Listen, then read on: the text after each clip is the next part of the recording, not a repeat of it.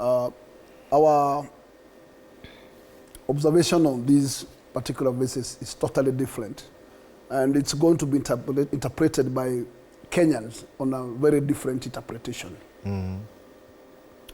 Well, let me say, my next panel member from Bele, he must not distance himself from propagating Torimbo politics. And he's in record declaring Mount Kenya East a separation from the entire Mount Kenya.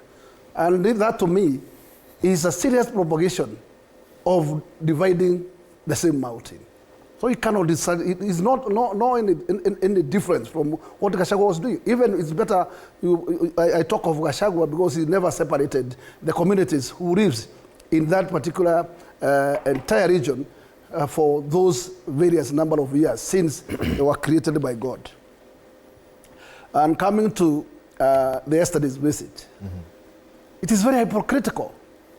And this is a clear statement that even in America, where there was there was an indication that there was a meeting between Raila, the former head of state Uhuru Kenyatta, and the current head of state was real. And in this particular yesterday's visit, personally, I would take it as Uhuru and his failure to comment on Gachagua's hammering during the purge was hypocritical. And actually, he knew this nation. And there was a big blessing for him, for where Raila today is positioning himself.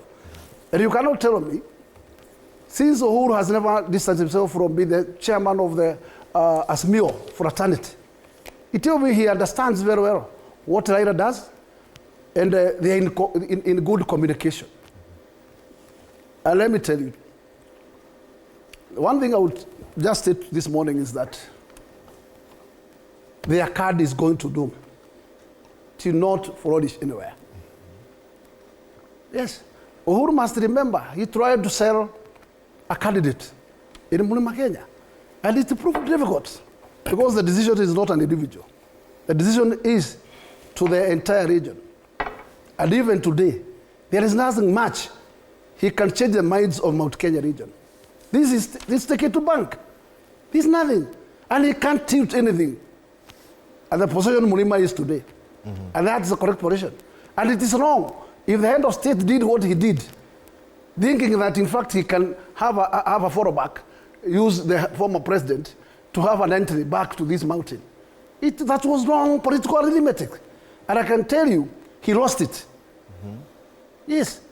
And I can tell you, frankly, the way we started today, whether anything to bring Uhuru back to the fore, unless he will not want the head of state for just the purpose of what you call public relation, but not to win any vote from Mount Kenya region. This I will tell you, this will prove difficult. And to prove negative. That's the position. Mheshimiwa Mutambo, what do you make of this? I could see you reacting. You know, me, I look at issues from a very different perspective. And I look at issues from a perspective of a reality. Of reality. Just